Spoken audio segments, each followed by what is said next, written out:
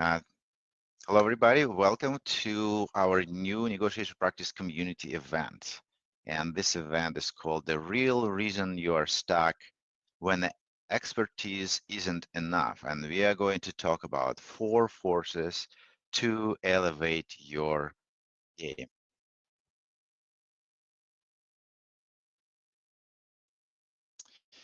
It's awesome to have you all here this afternoon. Thank you so much for your time and your dedication, your interest. I'm looking forward to this insightful conversation full of takeaways. And this call will be recorded and will be on a recording portal after it finishes. This is the portal for Better Business Relationship podcast, and it will be there along with other episodes from the negotiation practice community. And I would like to extend an invitation to you right away to the negotiation practice community, and I will put some URLs in the chat so you could actually click on them and figure out how to participate in what we do. And we are on Facebook, we are on Slack, and also there's a website for negotiation practice community. So I would like to invite all of you there, and um, so you could check it out, other episodes and what we do. And we'll try to make this call more interactive. If you're joining on LinkedIn or YouTube, feel free to join us here on this Leaf call, and the link also is in the chat. It's simply mitten.com NPC interview, and I will display it on the screen shortly so you could actually see how it looks like. Yeah, if you could see it down below under my picture, I hope so. And for some reason, I don't see um, LinkedIn actually changing the picture, but maybe I just need to refresh. So join us live. It will be much better if you can see each other. And also, there is a menu up top on that mitten stream, and you could see there the raise hand button, and also there's a view button where you can see how you see the gallery or active speaker, or you could even see captions and the translation of the captions as well.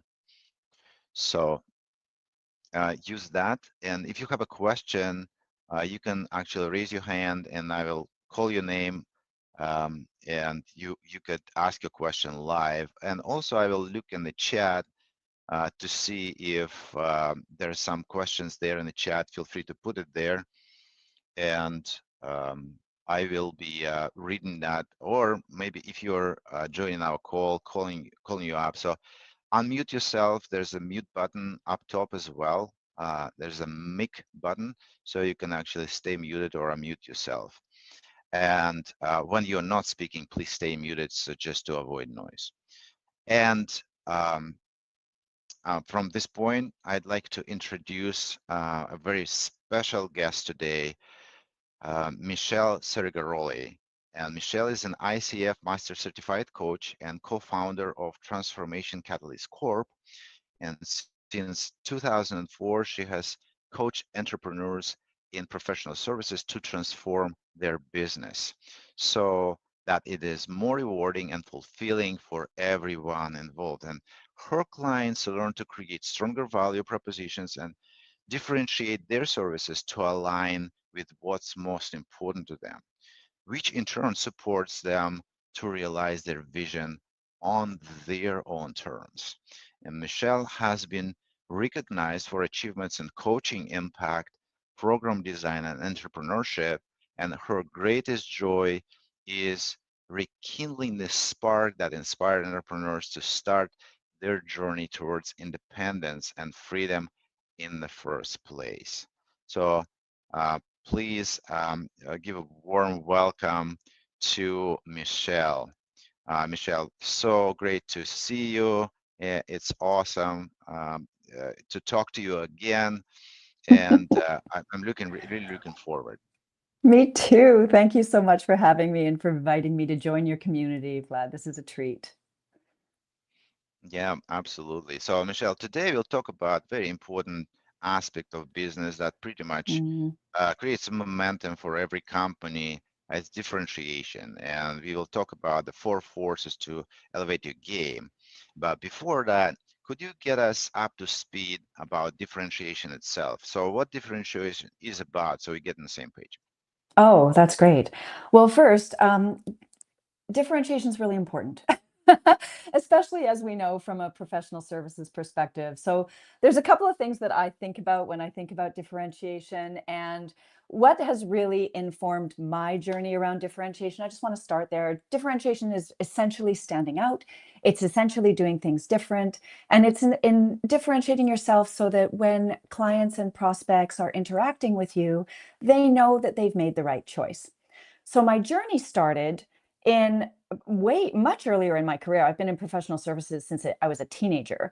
And throughout my journey, I really started to notice that so often advisors and consultants and those offering services really felt like they were adding or that they could deliver great value and at the same time didn't really know how. They felt like they were a bit like Dolly, Dolly, the cloned sheep, the first mammal to be cloned in 1996. She lived 6.5 years. And Dolly the sheep is a clone. And a lot of advisors and consultants, I hear it so often, they feel that they know they're different, but the perception by their clients, by their community, by their audience is that they're not that different. And they don't really know how, so they struggle with that. The problem with that, from my perspective anyway, is that when an advisor or when we feel like we are the same as everyone else, it can be both deflating and in some ways disempowering. And it also takes us away from our greater potential. So when we understand what our unique opportunities are to differentiate, really good things happen. So that's sort of the kicker, if you will. Um, what I'd like to do, if I Mhm. can, Vlad, is I'd like to share just a little bit of perspective around differentiation and how I approach it. I've got a couple of slides that might offer a way for people to join me in this conversation about differentiation to give it a bit of context. Would that be okay with you? Yeah, well, I'm pretty curious to hear about, those four forces. That will be great. I'm going to get there exactly. So the first thing I want to highlight is right here that I come from differentiation in business, particularly in services, especially. This also works for product, which you'll see. But strategic differentiation is very, very different from marketing differentiation. So it's important for us to nuance those to start with, because if we don't understand the differences, then we are not able to elevate our game as we intend to or as we want to. So what I mean when I'm speaking to marketing differentiation is in this example. Marketing differentiation is essentially a whole bunch of functions that involve moving goods, moving products, moving services from a producer to a consumer. And this is a classic example of the Shreddies example. I don't know how many of you might remember this ad. I remember this was at least, I think, 20 years ago. I'm dating myself a little bit, but it's a brilliant example of marketing differentiation. You'll notice on the left side is the old Shreddies campaign where they were just the squares. And the new Shreddies campaign, this was how they did it, was they just literally turned the square on its side and it became a diamond, and they called them the new Diamond Shreddies. And this was one of the most successful marketing campaigns ever in all time, still to this day. Now, this is very effective marketing differentiation, but what you'll notice here is that there isn't a whole lot of value in it, but it is getting attention and it is achieving its desire, which is to move goods. So very, very different differentiation from a marketing perspective. On the other hand, when we look at strategic differentiation, we're talking about the things that a company does to create a unique and mutually rewarding value exchange between consumer and producer. I feature Nike here because Nike is so good at it. They are particularly good at creating a value exchange between those who are fans of Nike, who support Nike, and how Nike supports them. So the value exchange is much greater. What I want to show here is what that means for a business.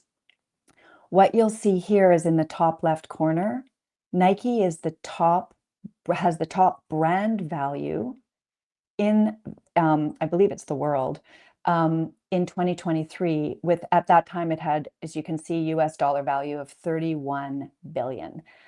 Go to number 5, which is Adidas on the right-hand side at the top. Adidas is at 15, so less than half, or 15, just half, barely. Notice the mission statements, and that's what I want to highlight here in terms of differentiation.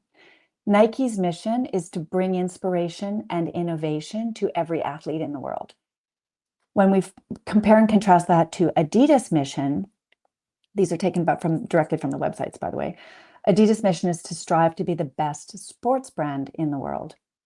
So notice that Nike is very focused on creating a value exchange, whereas Adidas is very focused on being the best, and it's about them as opposed to about what people experience by supporting and buying and engaging with Adidas.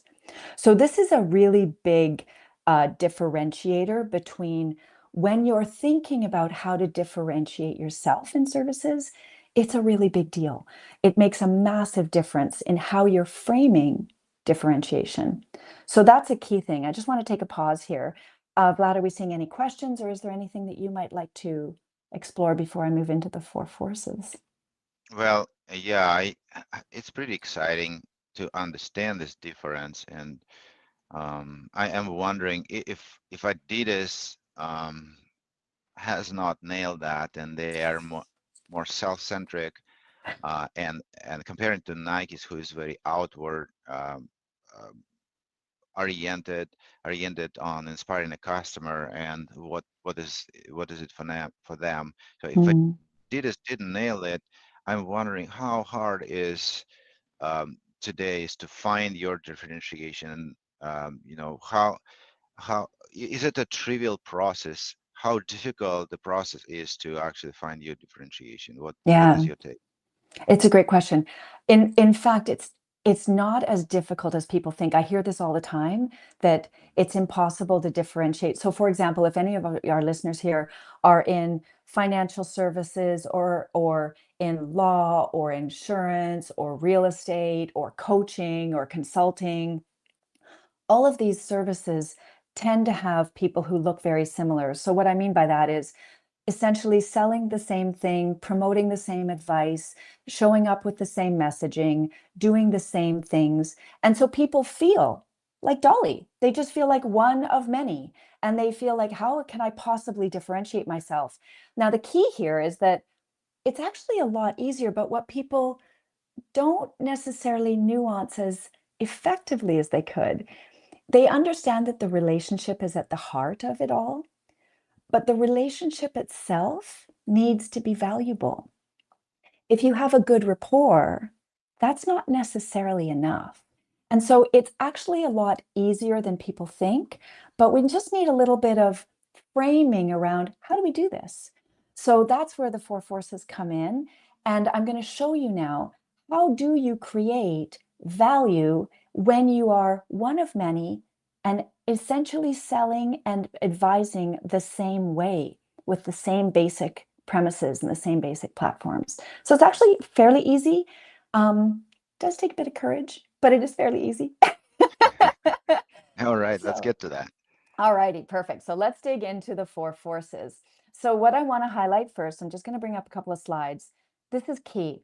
So strategic differentiation essentially is the congruence of, or the integration of, mastery, individuality, and purpose.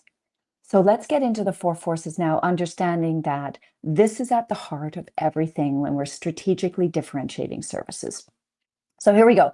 The 4 forces of strategic differentiation. And again, this works for both products and services. I'm going to speak primarily to services here because that's where my area of expertise is. We're going to start at the top left-hand corner of the screen, and it says platform. And then we're going to go to the right, and it says process. Then you'll notice off to the right-hand side, there's a line, a dotted line, and an arrow up and an arrow down. So you'll hear me talk about above the line and below the line. That's what I mean. Next, go to the bottom left-hand of the slide, and we have personality, and then we have purpose on the bottom right. So these are the four forces, and I'm going to get into each one of them just for a few minutes now, and then Vlad, I'm looking forward to having a hearty conversation with you about them. But I want you to remember, again, above the line and below the line, because we're going to be talking about that a fair bit. So let's start with platform, above the line on the left. So your platform is essentially your promises. These are the things that you guarantee, the things about your offer that you know without a shadow of a doubt that you can deliver consistently, predictably, and masterfully. So these are embedded inside of you, and they're part of who you are, and they are part of your genetic way of being in the world, things that are important to you to do.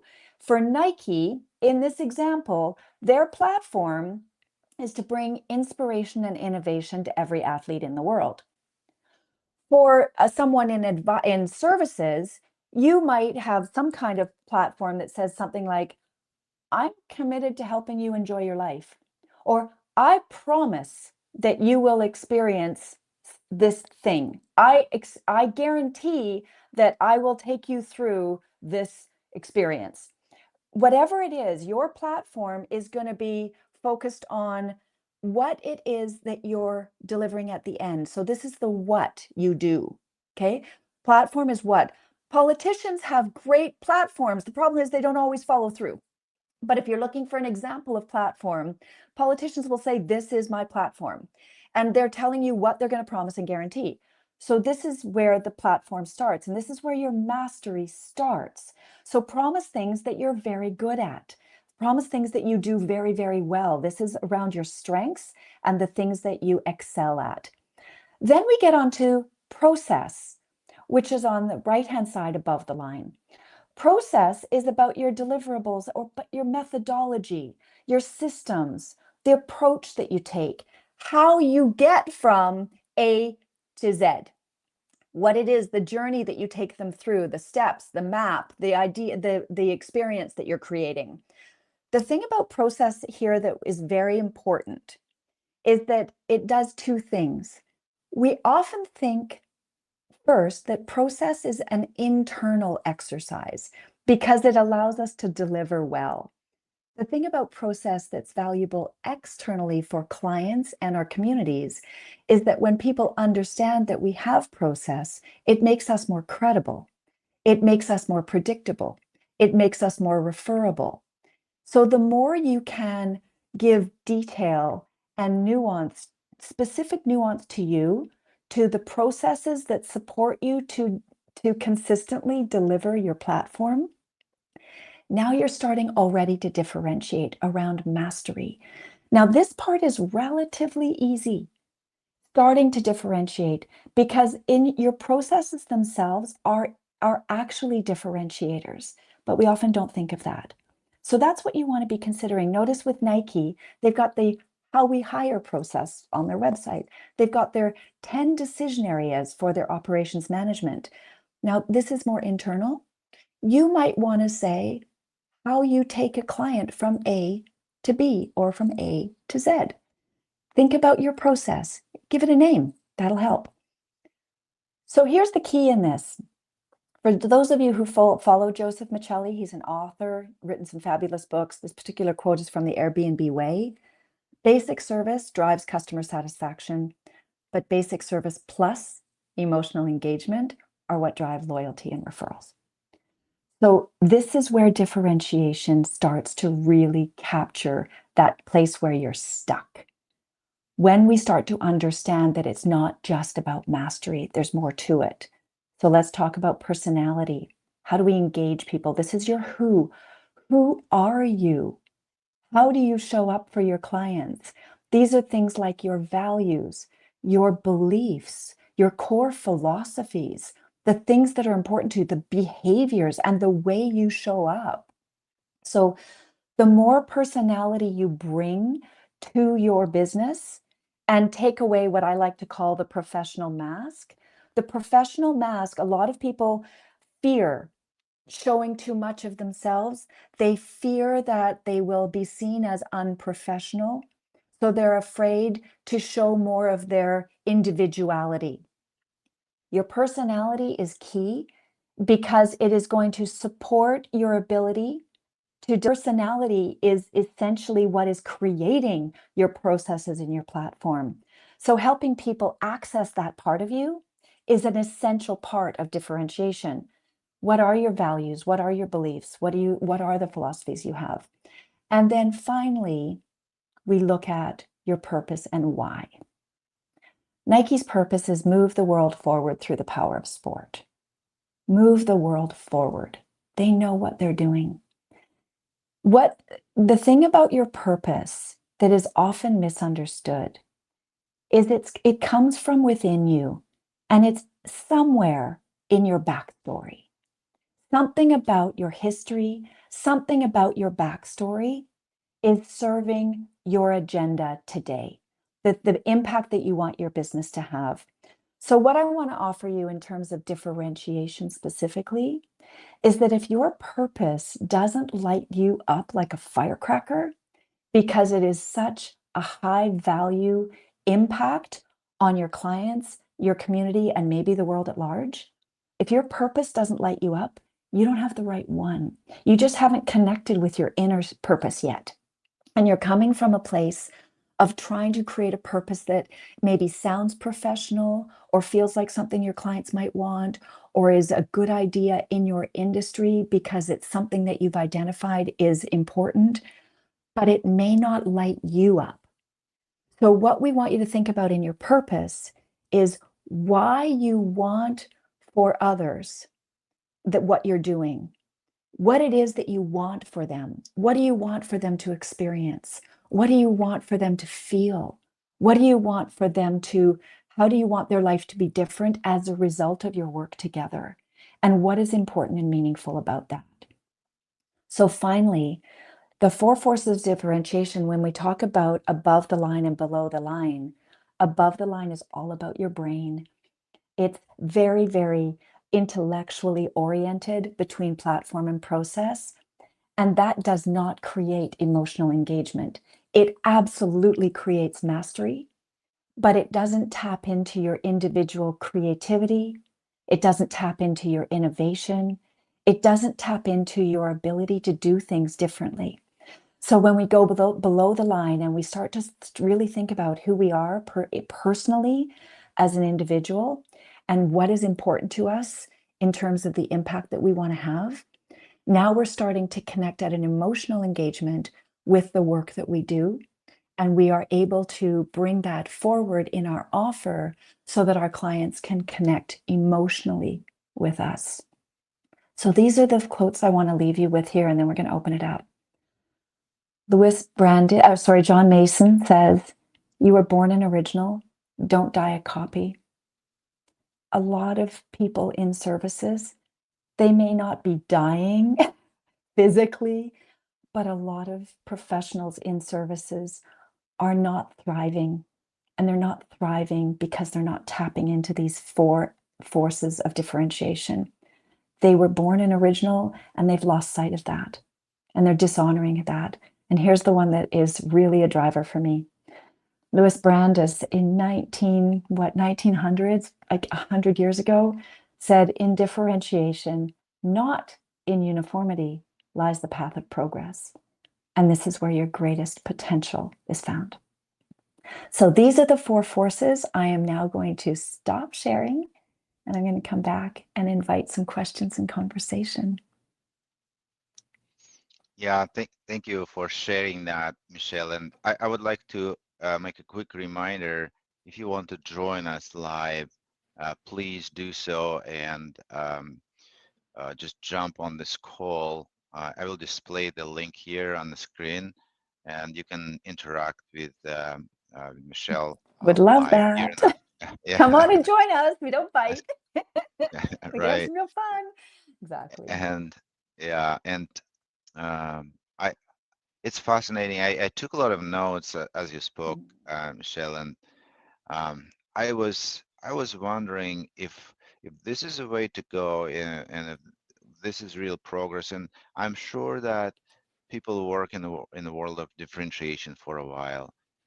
Why is it so difficult to differentiate? And what Mm. differentiation coach as yourself helps what does to help people to differentiate, and why people can't really do it on their own? Like, what's the biggest challenge? What's the first challenge people will face well when they making business, and why would they Mm. not differentiate? Such a great question. I'm going to start with um, why don't we differentiate? And I think fundamentally, it's important to think back to our simply what drives us as humans. So remember that I like to talk about different ends of the spectrum. You'll hear me talk about that a lot.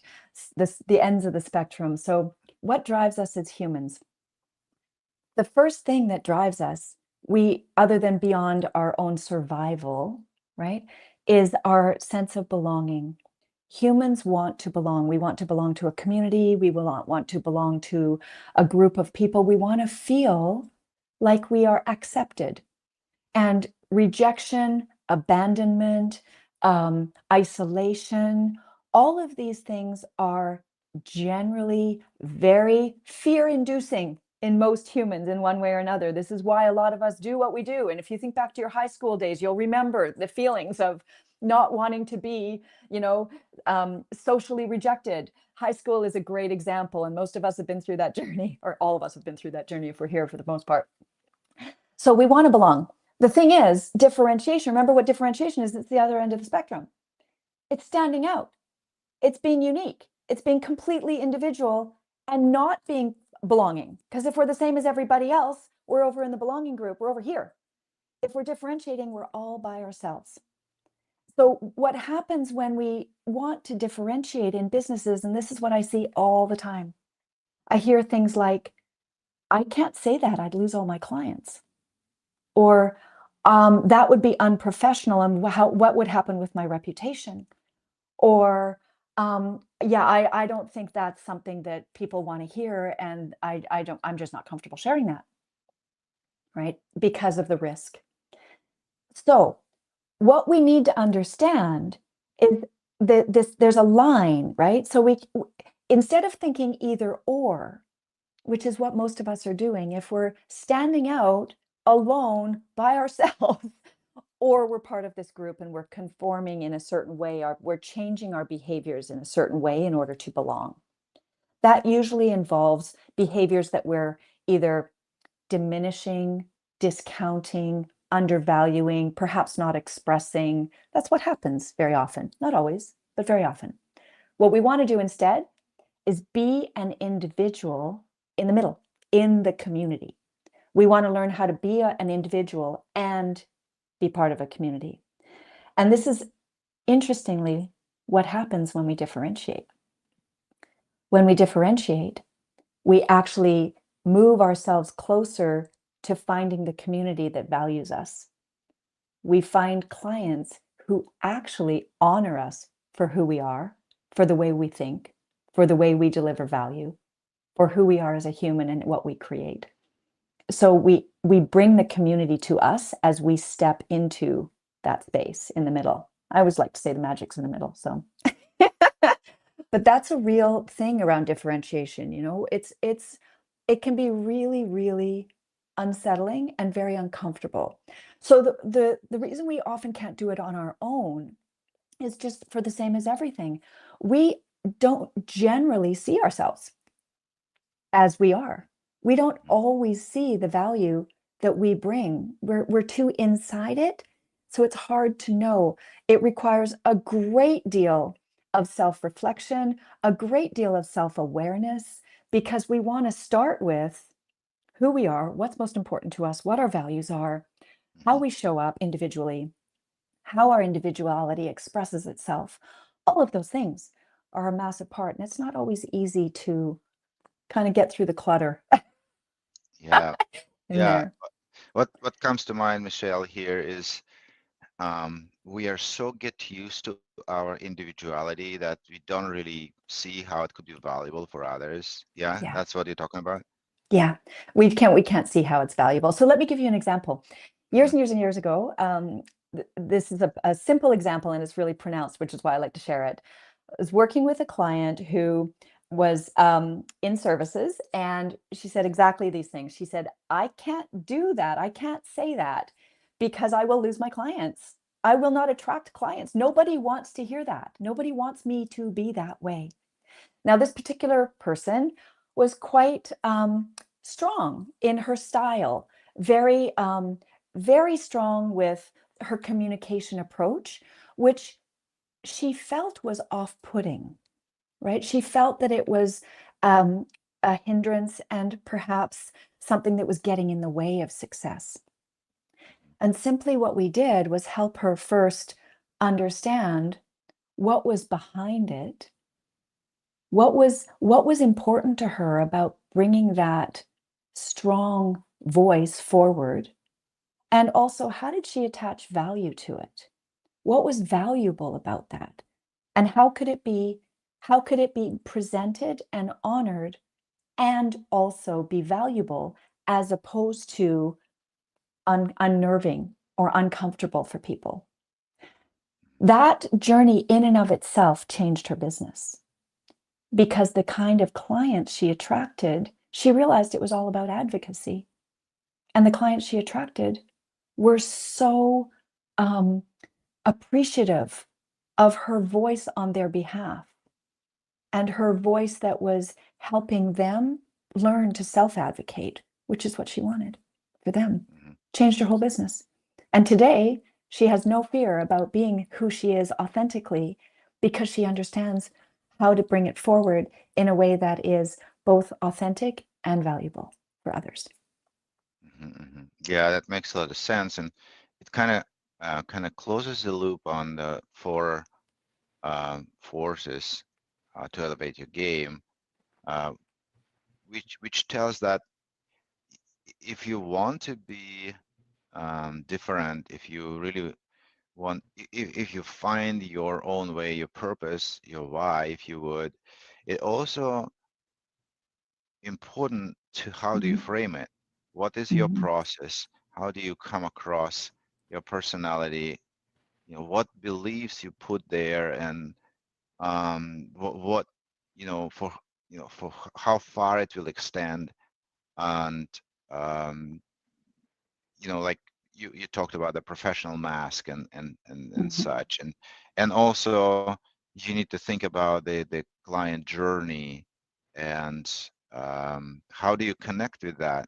So it kind of gives me a flashback to the negotiation process, which also requires you to be bold, and Mhm. also requires you to ask those difficult questions, or maybe um, deep dive with your counterpart and your respective opponent into certain areas that could feel uncomfortable to talk about, but having a grace to do that through through the way you communicate, and um, that skill of delivering the uncomfortable message comfortably um, is uh, is a mastery. So Mhm. this is the way you frame your message, the way you communicate it, and maybe even timing of that, maybe even Yeah. sequence of that is also important. So I'm wondering what differentiation coach does. How do you work with the client to bring that all out? Mm. Well, as I alluded to earlier, it starts on the inside, Mm-hmm. right? We have to be much more aware of who we are, what we stand for, what our unique personality. I like to say quirks because I think it's kind of fun because quirks are make us interesting. So what's unique about our personality that and our backstory and our history that allows us to show up in the way that we do? So we always start there. The next piece of it is understanding what's holding us back. Like in this example that I just shared with you, a strong voice, when we have a strength of any kind, sometimes that strength is um, is diminished because when we're younger, I'll give myself as an example. I'm kind of intense and I have a lot of energy. So, I grew up with people telling me things like, you're too much. It's so much, and I grew up with a lot of framing around my intensity as a negativity, as something that was too much and quite undesirable. And what happens is what we need to do with those things is we need to say, okay, yeah, there's a time that that's true. Absolutely, that's true. What about the times when that's actually amazing and energy and magnetic and compelling and exciting when it's doing good? So that our strengths will always have two sides to them. Our strengths will show up as a vice and a virtue. And our job in our work with clients is to figure out, in what ways does our strength that we may have been limiting because we felt it was not valuable or unattractive, if you will, how does that actually show up in a positive way? And how are we holding ourselves back? So we want to look at those things too, to help us sort of access that next step and see how it turns into value. Now, the curious thing here is what happens is, as we start to understand how that turns into value, that impacts our platform. And our platform impacts our process. It changes everything. It also gives us awareness of what it is that strength is trying to bring forward in the world. What goodness, this is also part of our purpose. So the whole thing starts with who we are as an individual, and then we overlay our value and our business into that, right? A really more pronounced example of what this can look like when you start at the early stages. Several years ago, I was working with a client. This is an extreme example, which is also why I like to use it, because it kind of shows the spectrum of what's possible. In this situation, this client is in insurance services, insurance advisory, and was doing everything right, fully masterful, had all of the letters and everything, an exceptional professional, let's just say that, an exceptional professional, felt stuck and had been at the business for 25 years. I was like, I know, as I alluded to earlier, he knew he could do it differently. He knew access to that and didn't know how to tap into that next level. So what we did was, through our work together, this client's past, his backstory, we discovered that he was passionate, not just a little bit, but really passionate about mindfulness and meditation. I was like, oh, that's curious. I was like, how does that show up in your business? How does that show up in your life? Oh, nobody knows about that. I'm like, okay. So what we did was we helped him bring forward that passion and the purpose behind it, and started to help him understand, what is that actually creating in terms of value for what can it do if you bring mindfulness and meditation into your insurance practice, which is one of the most conservative and traditional industries on the planet still, right? Oh, yeah, And absolutely. most people would argue that the insurance industry is not ready for that, right? And certainly wasn't a few years ago.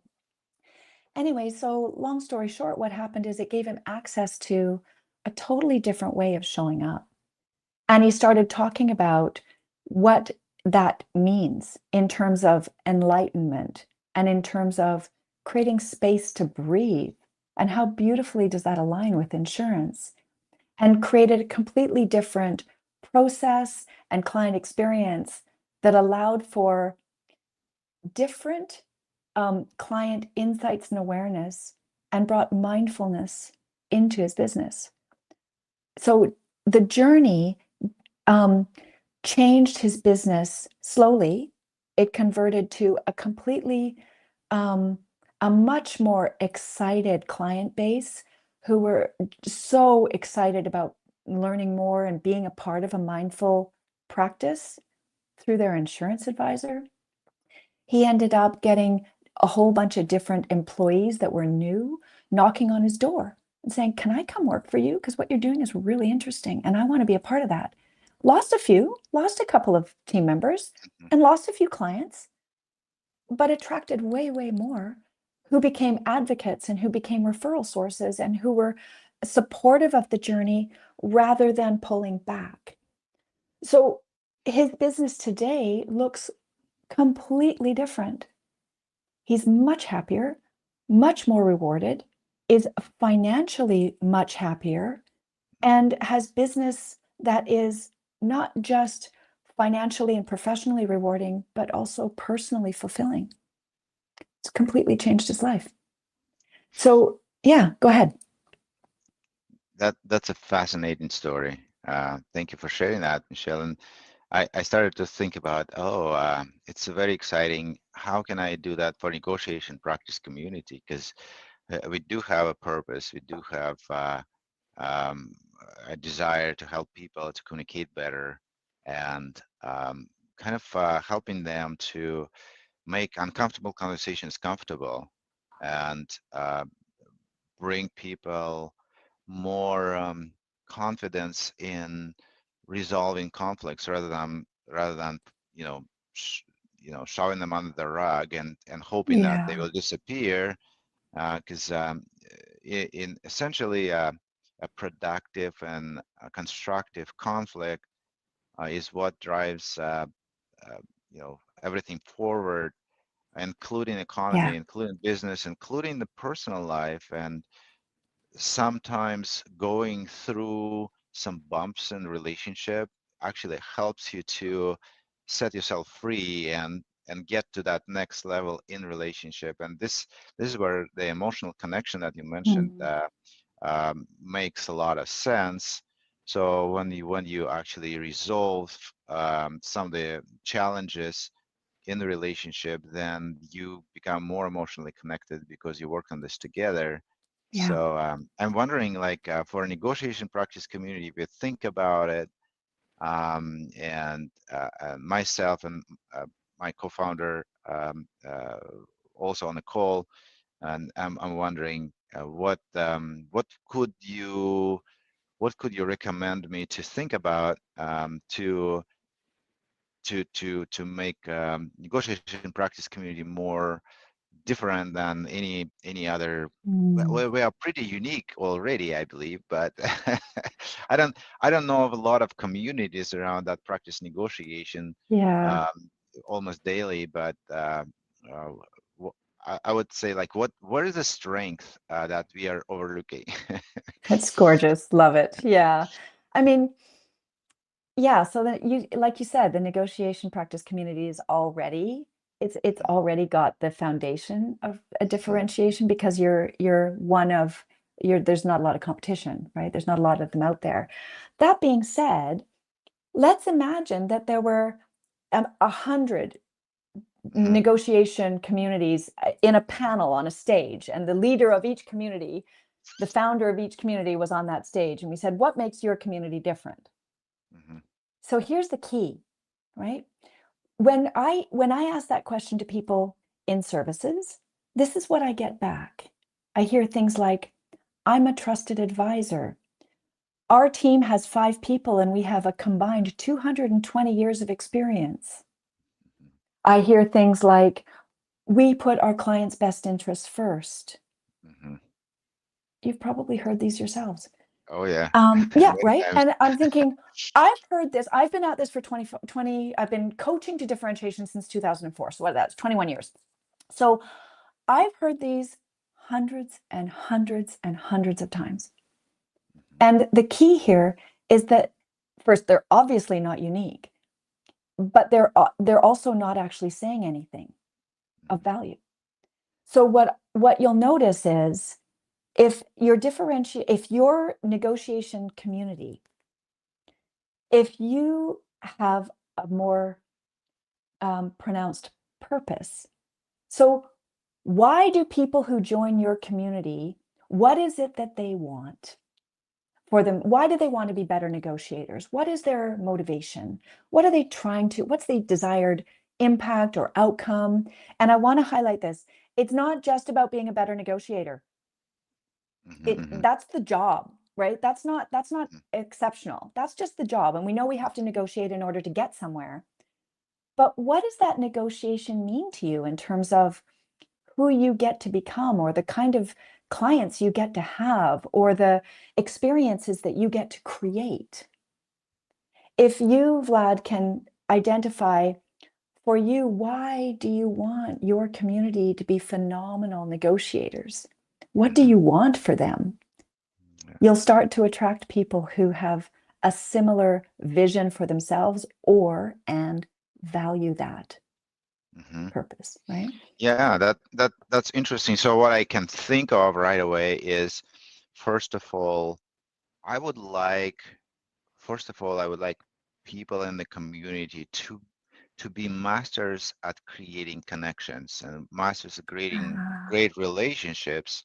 And I think that is a focus, and I think we have a lot of momentum in the community around that. So it's not about haggling over the price; it's about creating business relationships. And the other thing I noticed that is unique, that maybe 75% or even a little bit more of the members of the community are whether expats or they have exposure to multiple cultures, multiple mm, backgrounds, and nice. I think that is something that I just naturally notice, that people who have exposure to multiple backgrounds, they gravitate to come to us. Maybe because of my personality, maybe because of I'm an expat, maybe because they experience the same kind of challenges like I did when I came to the United There you States. go. So maybe that is giving a Hmm. kind of like unique signature to our community. But I would say like that is really attractive to people who come to the United States to build their dream and to succeed as a professional or as a businessman or businesswoman in the United States, or Canada. Actually, we have some Canadians in our community, which Hmm. I'm very proud of, because I still like, I feel like we are very close, like brothers and Mm. sisters. And I think that that is probably what comes to mind as a differentiation point. So then the question is like Mm. how to project that. I can help you with that. I think there's knowing your backstory because we've talked in the past. I think that's a really curious piece. The fact that you have experience with having come from Russia and moved and immigrated. So expats and that idea of being in diverse environments, cultural environments, and negotiating inside those differences that are embedded, there could be something really, really interesting there. Because what happens then is, as you can see, um, the people who are coming in to your community will also have that perspective, Mhm. and the sharing in the community will be richer as it's differentiated even further to attract people. So they're going to be different people who are attracted to, perhaps attracted to your community, than might be attracted to a community that is all about negotiating trade contracts across multiple different time zones and industries or what have you, right? That could be a completely different negotiation community, right? Mhm. So as we think, because as with anything, this is the key to remember. I always think, no matter what, even if you are the first, you are not going to be the last ever. Where there's always there's always evolution, and there are more people coming into every industry every day. So the more the when you're the first in your industry, or when you have limited competition, that's a spectacular place to be, because you can start to really develop a strong foundation, a Mhm. Mhm. differentiated foundation. The thing is, if you don't practice a differentiated foundation straight out of the gates, then as others come in, they are going to be more attuned to differentiation, so that they're Mhm. actually going to be better equipped to Mhm. Mhm. differentiate, right? So we lose our edge. So differentiation as a starting point, if you haven't already, for your community and or for your listeners here today and those in your community, if you haven't already just started to think about this because you're not worried about competition, I Mhm. think it's not about competition. It's about creating as much value as possible for the right community of people who are going to get and experience the Mhm. greatest amount of value possible. Right? So remember the Yeah. mutually rewarding value exchange. So anytime you're building any kind of offer, whether it's a community like yours, or Mhm. whether it's a one-to-one relationship in an advisory capacity, for example, you're always looking to create, to be in a situation where both parties are experiencing elevated levels of value because of the whole dynamic that's going on between them, which is Mhm. platform, Mhm. process, personality, and Yeah. purpose that's shared. Yeah. So that would be something to think about for sure. Yeah, that's great. And a couple of things came to my mind as part of it is that maybe the other great differentiation of our community is that we practice almost every day. So almost every day we have Mm, a session, and I haven't seen any of the community that is as active as us. So there's some community where people just there you chat go. on Facebook. Right. There are some communities with Mm, people just, some guru comes in and speaks. But I haven't seen. I know one community or one group that practices monthly, but every day yeah. this is something special. And I think if you think about the promise, I would say if you join the community, probably the promise that we should make, and probably we should make that promise. And if you don't, they're probably missing that one of our forces. So our platform should be like, you got to get better at negotiation and building relationships, like in a week, in the Mhm. next 20 hours of practicing, you're gonna feel a lot of difference in your life. So it's probably the promise. There you go. Well, you spoke to it early on when you were talking about your community about connections and relationships. Mhm. And so, with even just doing a daily practice with a community, people are going to build connections with each other. Oh So, yeah. you're already delivering on a promise to help people build better connections, both as peer to peer learning Hmm. in a community that has a similar desire or focus, if you will.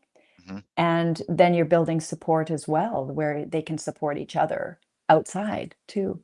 So building connections and helping them do so, that's just brilliant. You're living one of the core intentions of that by doing daily practice together. If the community is truly coming together and if they genuinely want those connections, then you're going to have a really, really robust community of people. Yeah, absolutely. It's And gorgeous.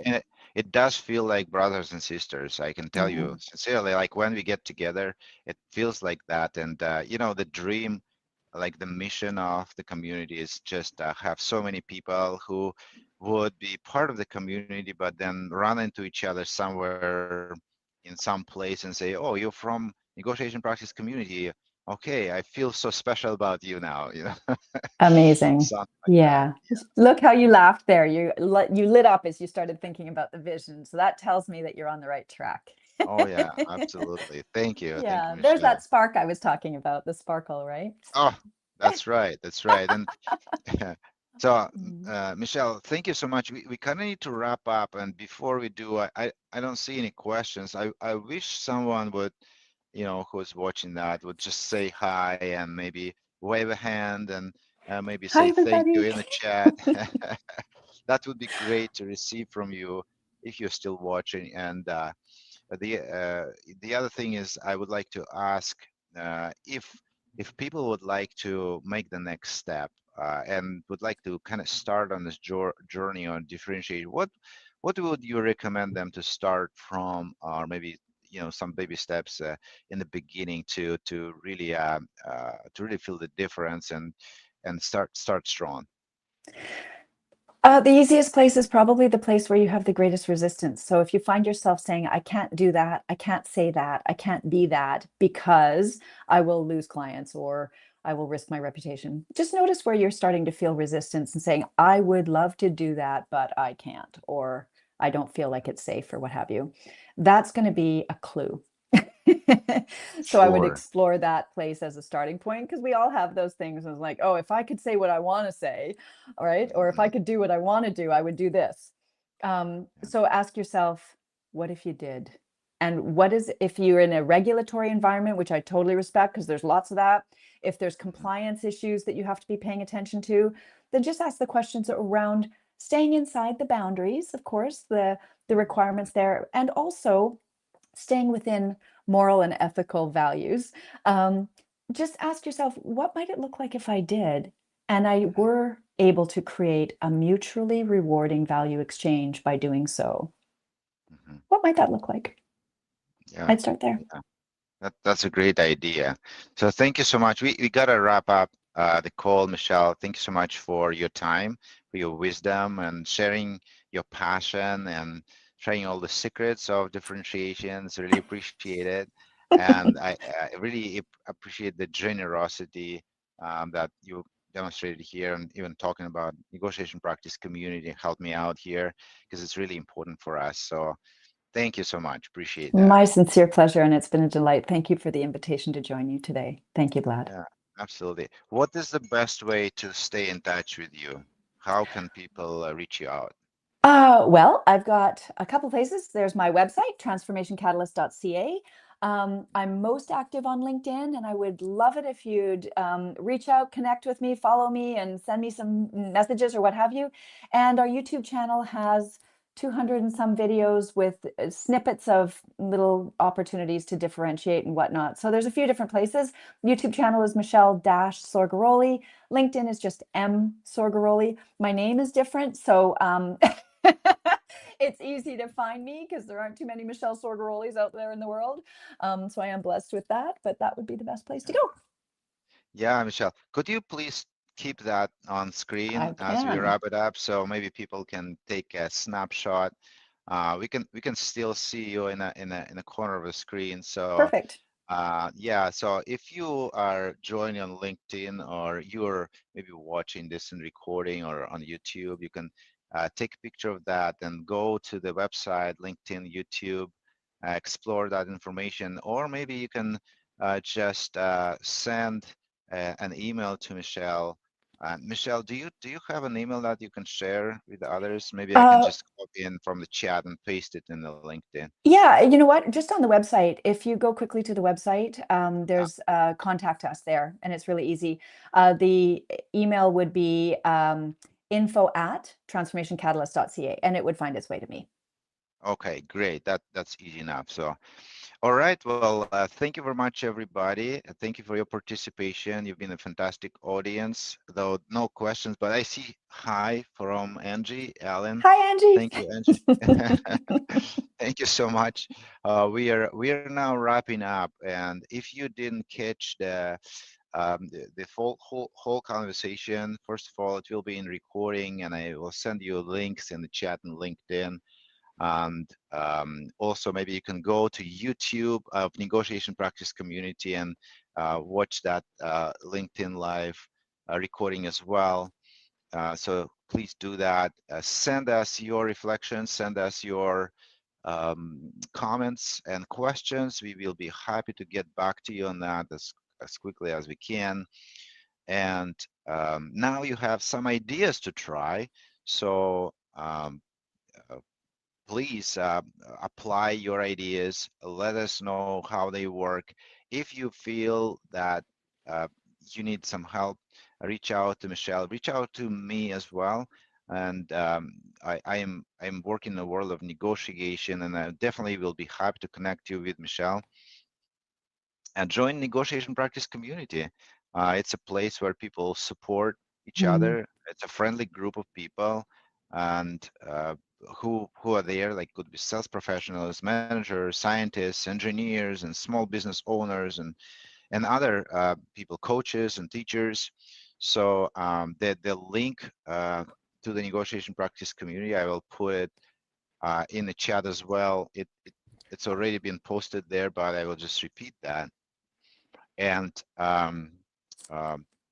there you go. So get necessary repetitions in, by working with others to convert your knowledge into your skills. It's very important to do some work and do some reps in order to build your skill and differentiation.